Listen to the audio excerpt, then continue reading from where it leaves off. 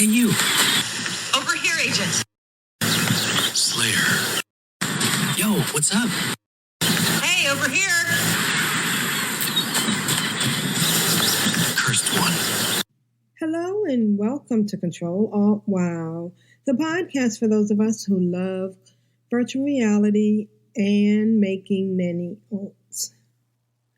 Today is Monday, April 3rd, 2023, and this is episode 789 entitled Virtual Reality Has a High Learning Curve. I'm AprilPvd in virtual reality, or Aprillian, as you may have previously known me. And we are going to be discussing virtual reality. Ctrl Alt WoW is now a virtual reality podcast. Virtual reality is my passion, and for the past 17 years I have played World of Warcraft, but now I want to focus on my passion, which is VR. You can find me on the regular podcast, but I also stream on Twitch at AprilPvd on Twitch, and if you check me out on YouTube, you'll see some of this in video form, as well as my other videos. I'm talking about the high learning curve. That's what the title today is, because there is a high learning curve. I was fortunate in a lot of ways in that I got into VR, very early on. As I mentioned in last week's episode, I started in 2017.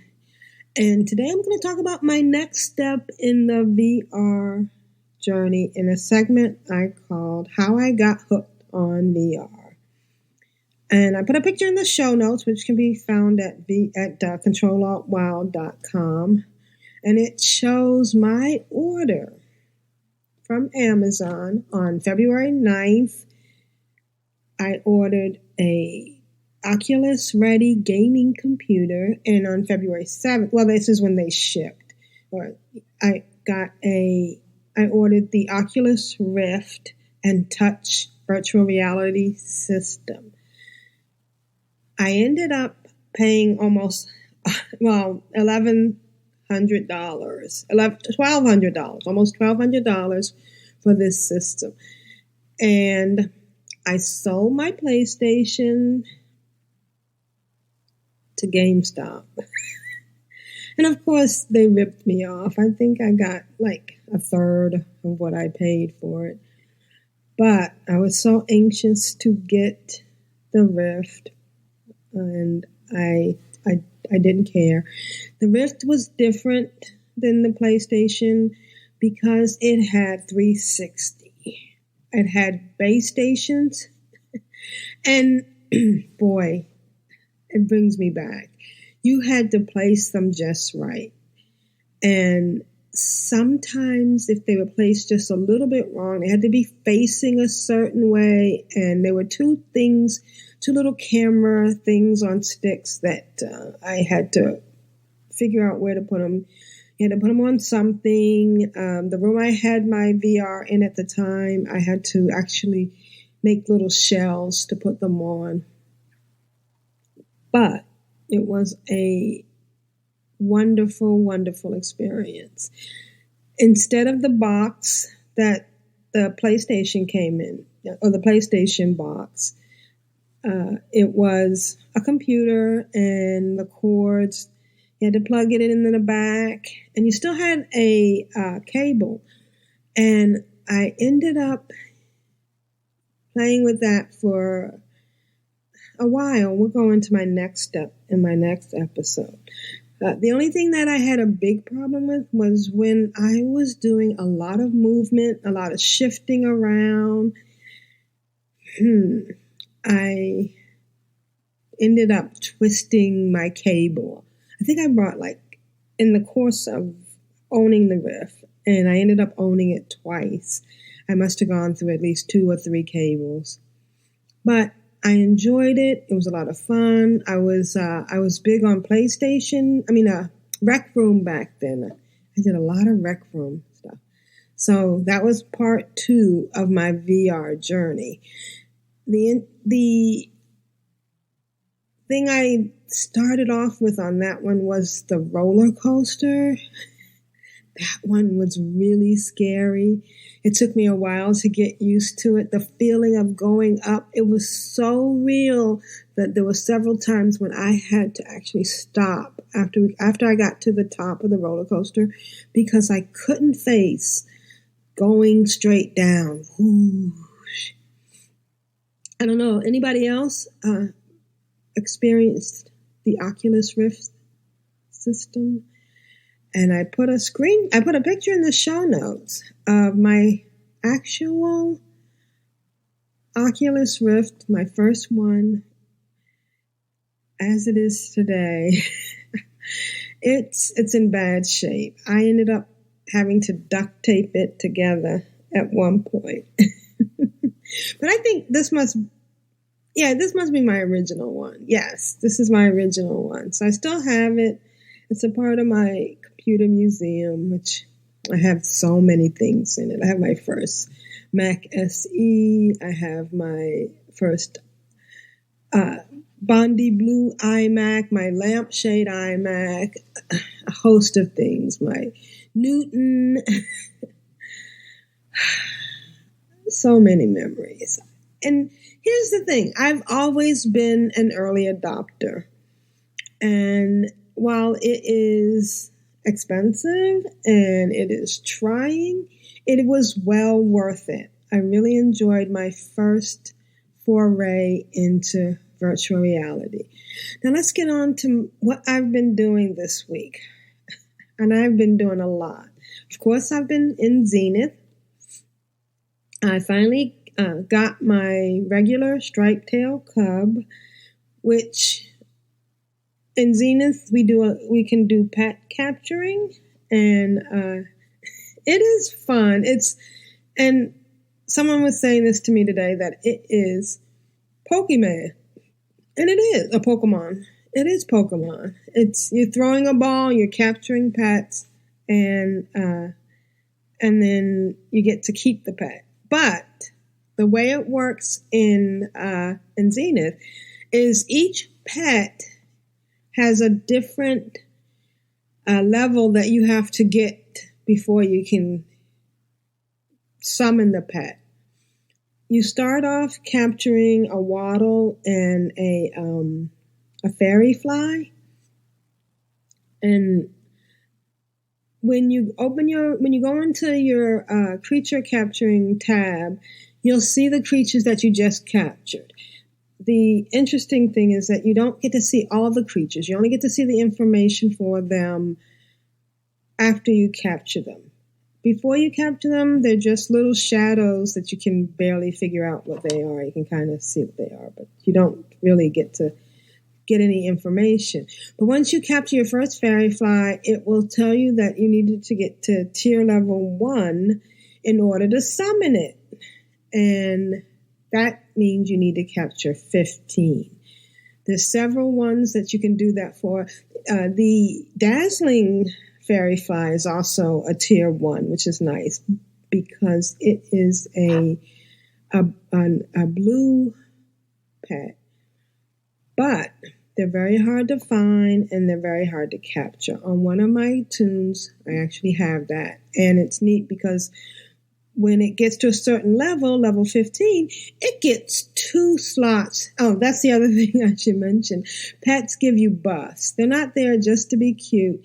They actually give you buffs. Each one has a different, what's called affinity. Some of them are utility, meaning they will help you hunt out something. Some of them are for exploration, meaning that they give you a speed buff or a stamina buff, and some of them are for battle. Like I think the Gem Crusher will give you something like rage or extra health, so that when you're fighting, you have a better way of fighting. But the Striped Tail Cub was a tier 3. Oh no, tier 2. You have to capture 50 of them. tier 3, you have to capture 150. So this striped tail has been a long time coming. I worked hard during the winter festival to get the frosted striped tail. Black Pet was actually a reward from fighting Faminus and the Banshees in the winter festival. Just like the Falling Foe, the precursor Falling Foe is you get that from doing the Skyward Mysteries. And I'm sorry to say that if you have not yet started the Skyward Mysteries, you're going to be out of luck because there's only 6 days left. It actually went for very long. I think it was like weeks, 4 or 5 weeks. It started as a celebration of Zenith's first anniversary, and it has been going on. I'm sure you've heard me talk about it. It's a very it's like a game pass. So they did with the winter festival. You would go in and you would fight the Banshees and you would fight Faminus, and it would give you certain rewards for each time you completed the challenges in the winter festival campaign. So in Zenith, we have there's always 2 ongoing campaigns. There's the regular campaign, which is the agent rank. And, well, not always 2, because there was a gap between the winter festival and the Skyward Mysteries. But in the winter festival, it was a little bit different because you had to go to the snowman in Nexus and get these quests and turn in these chocolate coins. And if you got so many coins, I think it was 500, you could get the pet, and 250 got you the hat. And I remember going there so many times, and it's really neat because not only do you gain these rewards, you got recipes, you got other things, but you also got XP, which was one of the reasons that a couple of my tunes are high-level tunes without doing a lot of questing and getting past some of the higher areas. So the Skyward Mystery, you had to do different challenges, take out Faminus, do the kill the falling foes. With the Winter Festival, the Banshees came out, and you had to kill them first. If you didn't kill the Banshees, if there weren't enough people to take out the Banshees, then Faminus would not show. So you had to start it with the Banshees and then finish with Faminus. Well, it's the same thing with the Skyward Mysteries, but it's in a different area. The other one was in Fractured Plains, almost near the entrance to Galleon Valley. The Skyward Mysteries is right by the tower at the entrance to Fractured Plains, where Shin is and where Micah is. And this is interesting, if you started in the academy. If you didn't start in the academy, Micah is over by, well, one of the Micahs is over by the gate at the entrance near where Blake, the collector trainer, is. But if you did start in the academy, Micah is on the bridge at the tower in Fractured Plains at the beginning. So the challenge has always been to try to kill the falling foes, and I became, I don't know if I want to say obsessed. Okay, here's the deal. The falling foes are fierce. That's an alliteration. And they are these swirling triangles that they are they're triangles on the top and pyramids on the top and pyramids on the bottom. They're very interesting as a foe, and they're the same size as the same format as the Falling Friends pet and the Precursor pet. I'll put screenshots in the show notes, which you can find at CtrlAltWow.com. And when the Winter Festival was going on, it was way over by Galleon Valley, and the Banshees were spread out. So you could kind of move around even if you were low level, and even though they would move in on you, you would have a chance to move around. And if you died, you had to come back. You had to run back from over there by the gate to the bridge to Nexus. Well, the Skyward Mystery is right by the tower, by the bridge, to Nexus. So if you died while you're fighting the fallen foes, which is very easy to do, they are more clustered in a smaller space and they move around a lot. I have found that the best way to deal with them is to move yourself. They are twirling and they don't seem to have a front or back, but they actually do. And the thing to do is to stay behind them. Well, if you do happen to die, it's very hard to revive you, because in Zenith, the way you revive someone is when you're dead, your life forces are coming out of you on this red thread, almost, well, some of us jokingly call it an umbilical cord. And you can revive someone by touching it and holding your hand over it. In the beginning, this was something that changed. It must have changed right before the Academy came, because in the beginning, you could revive someone by feeding them. But of course, not everybody has food, because in order to have food, you have to do cooking. And a lot of people I have found don't do cooking. And they motivate you to do cooking, because cooking is also in the Agent Pass as a challenge. So now you just hold your hands over the life thread, and it depends on, once they die, if they move, the life thread actually gets longer. But here's the catch. When you're fighting the fighting foes, say that 3 times fast, they are constantly moving and shooting at you. So if you stop to revive someone, chances are you're going to get killed. And even if you're successfully revived, you were revived with like 10% health, I think, maybe even 5%. Your little bar is just smidgen moved, thinking that, you will have a healer, or someone will, or you could, I don't know if you can even eat in battle. That will help. I've had some success when I'm fighting someone by eating an orange to get more health, but this is such a fast-paced battle that you don't have time to eat or to get healed.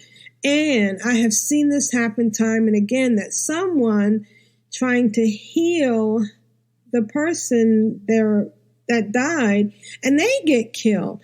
And my feeling is that if you just reset yourself, respawn, you put your hands together and you'll respawn, you'll start over at the gate from Nexus with 100% health. And there are 2 things that's important. One is that you can get back within seconds, but the biggest fear, and this was the fear with Famines, that if you didn't hurry up and get back, the event would finish and you wouldn't get credit. But the minute you start moving in towards the tower where Shin and Mika are, you get the chime that the battle has started, that you're in the battle, you're in the event. Yeah, that's what it says. The event has started. And And so you definitely got to get credit. In fact, one time I was still at the bridge. They killed the Skyward Omen, and I got credit. So it's so much better. But unfortunately, there are so many people out there who are so used to getting revived.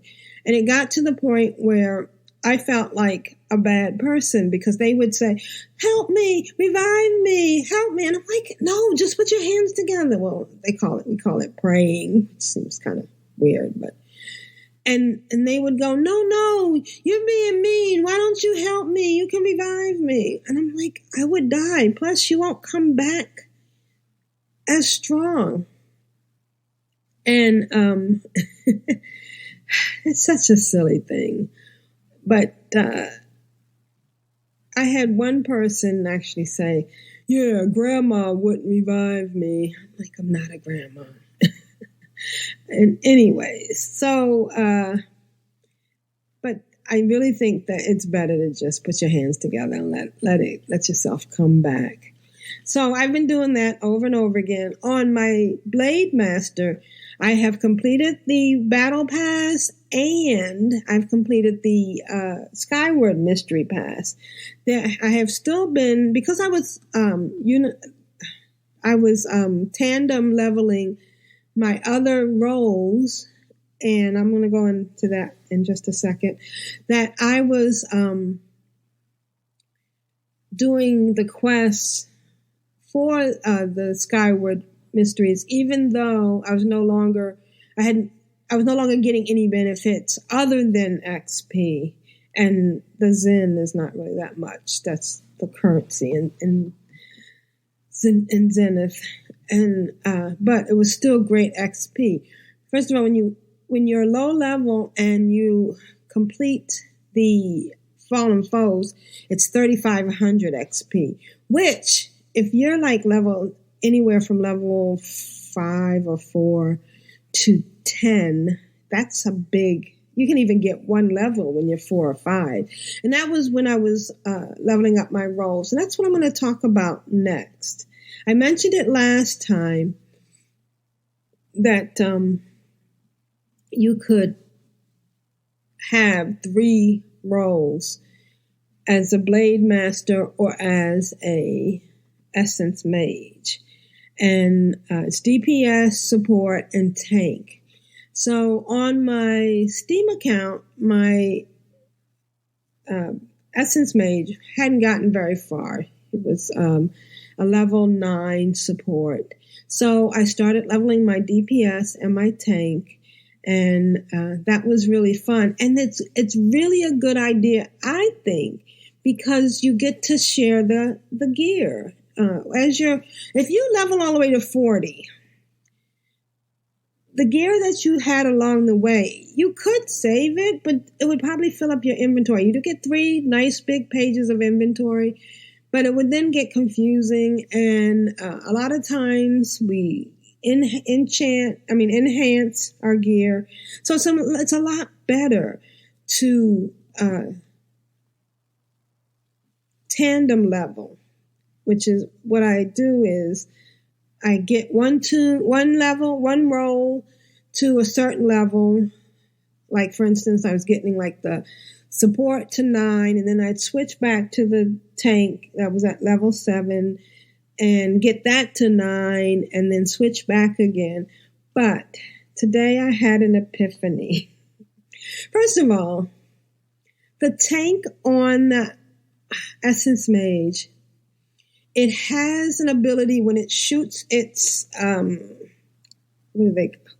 know what it's called. The things that they shoot with. It's not a blade. It's just escaping my mind. I think it's a launcher. It launches the power beams for each one.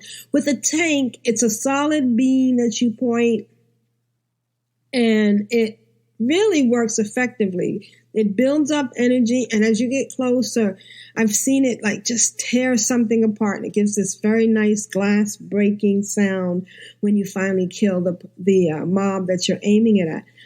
But It's very hard to get used to. And the thing that the Essence Mage has, besides the shooting devices, is it has the ability to cast and throw magic, energy, balls, boulder drops. In upcoming episodes, we'll go into more details about that. But for me, it was very hard because every time I play Essence Mage, I have my creature capture balls in my quick slot, which is right in front of me, so that if I see a creature, I can throw it. Initially, when the quick slots were used for food that you would keep so that you could quickly eat to regenerate yourself and reanimate your teammates. But now they're mostly used for for throwing the creature capture balls. But I kept throwing my balls everywhere, and it's nice because if you do accidentally pull out your ball and drop it somewhere, it stays there. You'll see little creature capturing balls around Zenith, and you're like, oh, somebody dropped their balls. But you can pull them back if you find it, which is neat too.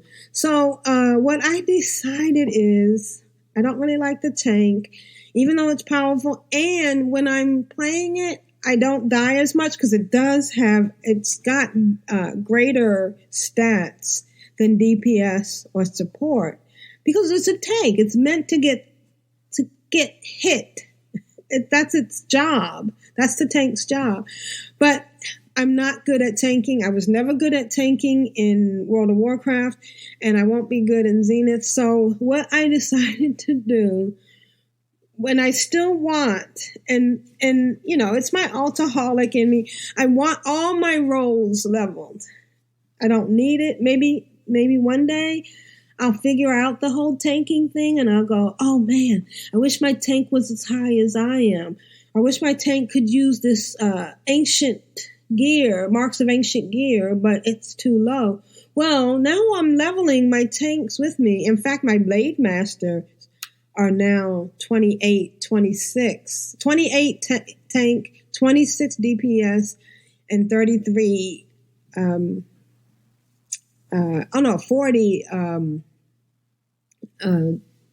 support. And so what I'm doing now, and I find this really interesting, is that instead of bringing them each out and leveling them to the next level, I've started just taking my tank out when I complete quests. And because this is on my Essence Mage, I'm doing it differently on my Blade Master. My Blade Master, I'm a Blade Master at heart. I've decided I don't really like Essence Mage, but I still want to level one, and I still wanted to have all the things from the Skyward Mystery, so I'm playing them both. I got into this really long debate with this person, and I think it was a younger person, who was saying, why do you have so many tunes? And I have another friend I keep running into, and he goes, April, every time I see you, you're on a different tune, you're on a different account, or they say account, but it's the same account, they're just different characters. Because like when World of Warcraft first came out, you get one character, one specialty, and you focus on that, and everything goes into that. And I can't do that. I've never done that. And that's why Ctrl-Alt-WoW exists, because it's nice to be an altaholic. It's nice to try different things. And I was trying to explain to this person, well, I just like to fool around and see what I can do and see what's different. I'm still playing the game, and I always believe you should be able to play the game the way you want to play the game. So what I'm doing now is I bring the tank out, we turn in the quest, and then I go back to my DPS. And that's been working great. In fact, on my Essence Mage, the tank is actually higher than the DPS, even though the DPS is the one doing all the actual leveling. And it's really interesting. It's just that I have to be careful because some of the gear, when you change your roles, sometimes your gear doesn't go with you. I remember changing my role and then changing back to another role and doing a whole event in Radiant Coast, and then realizing when I got back to change to another role that I had no gear on me at all. And I mean, it is just a cartoon character. The women do have on a little brassiere and little underwear, but I still think it's weird when I run into somebody in the game and they don't have clothes. Speaking of running into games, the other thing I've been doing is I hooked up with the United Zenithian Alliance, and you can find them on Discord. You can find them on different places. I ran into them in my Facebook group for Zenith. They're a wonderful group of people. They put together tutorials. They take tours. They take people group tours. And on Saturday, they put together a cosmetic journey where they did the Sunshine event and the NeoWare event. And we did it multiple times because these are things to get cosmetics. They are something that you wear, and when you look at your character has, when you look at your inventory, there are several slots, and one of them is cosmetic. There's several screens. One's cosmetic and one's gear, and the cosmetic is where things, it's kind of like transmogging in World of Warcraft. So you can play, do these events, get the rewards, and with so many points, and it's a lot of points, you can then trade them in for, you have to get a lot of points. So it takes a lot of time. You got to run these events a lot. But they're fun. And this group was so big and so wonderful. And it went so fast that I was able to get enough.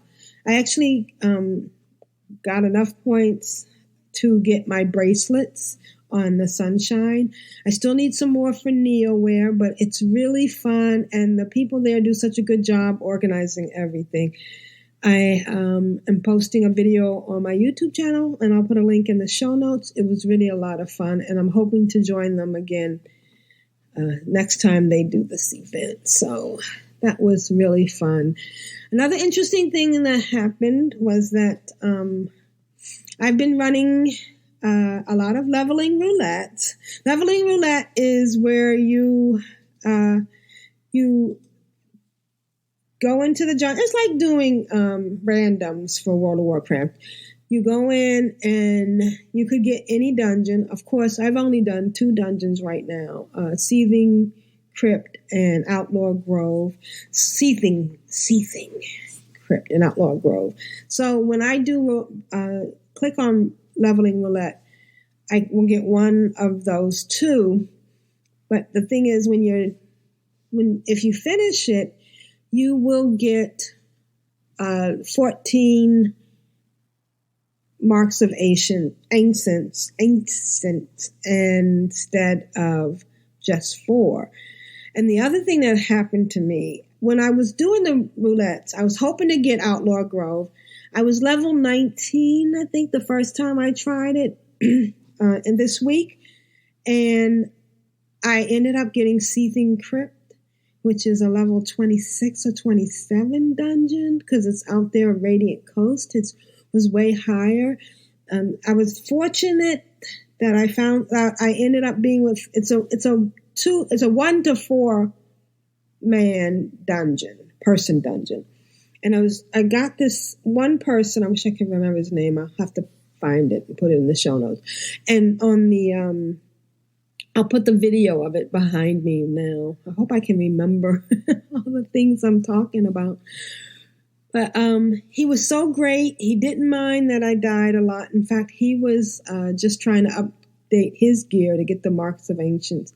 And it's a very fast pace. And it was so much fun doing it with him. And at the end, I actually went up a level and a half. because I was so low and the XP was so much.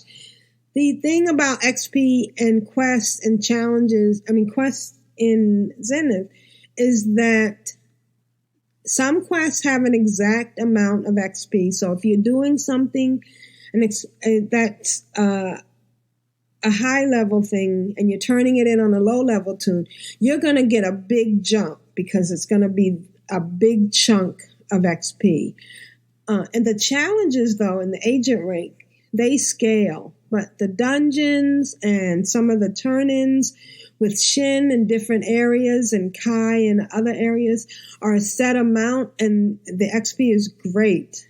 You can even, with the leveling roulette, it has to be the person that is the role that is in the dungeon is the one that gets the XP. But in other things that you can do, you can actually switch out your role and get the XP on the lower roll toon and get a big bonus. So that was a lot of fun. It's been a really good week. I've had a lot of good experiences, and I've learned a lot of things. So now that one of the things I did today was I wanted to show what it looked like when you first start the Skyward Mysteries. So I went back to the Academy and I started a toon from scratch, and I went along through the Academy experience until I got to the point when you first go in, there's no agent rank to be seen. You can open up your menu, but agent rank isn't available. But once you do a couple of the quests in the Academy, you'll be able to see the agent rank. So I just did that so I could show a quote unquote virgin Skyward Mysteries from 0 to max, because most of my toons have done so many of the challenges, particularly in the challenge campaigns, in the campaigns for agent rank and for the Skyward Mysteries, there's two portions to it. There's the guide, which is a bunch of challenges that you can do at any time, and the activities, which is comprised of daily and weekly, and they change from day to day and they reset. One of the challenges, for instance, in the agent rank is a weekly thing of capture 100 critters. Well, on Sunday at 8 p.m. Eastern Daylight Savings Time, the server resets, and if you haven't gotten your 100, you start over again. It took me a long time to figure that because I was trying to get the 100 critters, and it's a good amount of XP and it's a good amount of points towards your agent rank earnings, which then opens up the challenges. So I learned that, and when I went into the Academy, I was able to see how it looked from day one when you first open your screen. Now, of course, this is irrelevant soon because Skyward Mystery does end in 6 days. I wish I had done this a lot sooner, but I'm going to put out a video about that on my YouTube channel later on today. So if you haven't done the Skyward Mystery, or if you haven't opened your agent rank or your Skyward Mystery tab campaign, do that as soon as possible because it's going to show you a whole bunch of information. And it's going to, I showed one person the agent rank, and because they had been playing for a while, they had actually earned or completed a bunch of challenges, but they never claimed it. And my other tip today is that check your challenges often. Some of the challenges, for instance, every day there's a different one of either kill so many sylphids or open so many chests or pick so much fruit. But they each have 4 stages of 4 parts. So you can kill 25 Silphits and then claim that particular challenge. But then here's the problem. If you don't claim that, the 26 and every Silphit after that will not count towards the next level. If you claim it, now it resets and you can now do 25 more and you'll get the bonus, the challenge. You'll complete that challenge for step 2, then step 3, and step 4.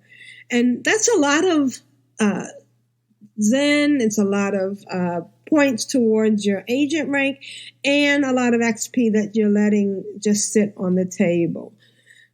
All right. So, and last, I wanted to say some interesting Zenith facts. And I kind of hinted about this before. And I'm going to put 2 pictures in the show notes comparing. Mika will be different for you. If you're a legacy account and you started in Underside, I was watching somebody call it Undercity the other day, but it's Underside. Mika will be in a different place than if you started in the academy. And also, if you started in the Underside and you came back, you need to go to the second Mika in Galleon Valley to get your quest to kill Kato and start your Outlaw Grove. Outlaw Grove wasn't here before the academy, so it's a different thing. Now, I want to talk about my other VR experiences. And I decided I had been getting a lot of exercise in Zenith, but it's not cardio. It's cardio for a little bit. You're taking down the boss. You're beating, and I'm swinging my blades, but it's really not the cardio that will really get your heart pumping and get things going. So I realized I needed more cardio. So I decided to get back on my elliptical and use a couple of, there are 2 VR experiences that work with the elliptical. It works by Bluetooth and the cadence that it's a device that I connect to the flywheel on my elliptical. And as I'm pumping on the elliptical, and I have my Quest 2 on my head, it moves me through the experience. And there are 2 that I use that I really like, and they're the only 2 I know of. I heard there was another one that works with a treadmill, but I don't have a treadmill. So they also work with a bicycle or they work with just the controls if you walk in place. And the first one is Holofit. Holofit I really like because it's a computer generated cities or experiences that you move through. And it feels like you're really moving in this area, and it's really, they have a varied amount of vistas. There's Paris, there's a mountain, there's the Antarctica, which is really neat because you get to see all these vistas. There's an Egyptian one, there's a space one, there's a underwater one. There's so many, and they're really nice, and they have challenges, and they have little puzzle games. The one in Paris, I put a screenshot. You can see the Eiffel Tower. Now, the other one is Vzfit, and Vzfit uses Google Maps to let you go through anywhere. It's really nice. But it's not. It's you're moving through it, and you do see the vista. The scene in Paris is really nice on that one, but it's weird because it's kind of like they took the Google Map and they pasted it, and you're moving through it, but it's not as realistic as with the Holofit. I'm going to put a link in the show notes to a video I did on YouTube that compares and contrasts the 2 different things, but I've been doing that now. The Vzfit also has a few games that are like a racing game where you're like in a car. There's a game where you're a tank and you're shooting things. And there's a game where you're in a canoe and you are driving, pushing ducks towards a grandmother. And it's all very neat, and both apps get you going. The Vzfit is $80 for the year, and I think $9.99 a month or something, $7.99 a month, I forget. And the Holofit is, I think, $109 a year or $11.99 a month.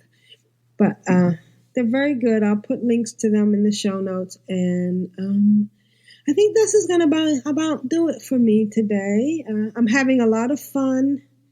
There are so many unique and different things you can do in virtual reality. Right now, I'm really focused on Zenith, but there are so many other things that I want to try, and I probably will try. And I am enjoying my virtual journey. I hope to see you in VR. This is Aprillian for virtual reality and fallen friends.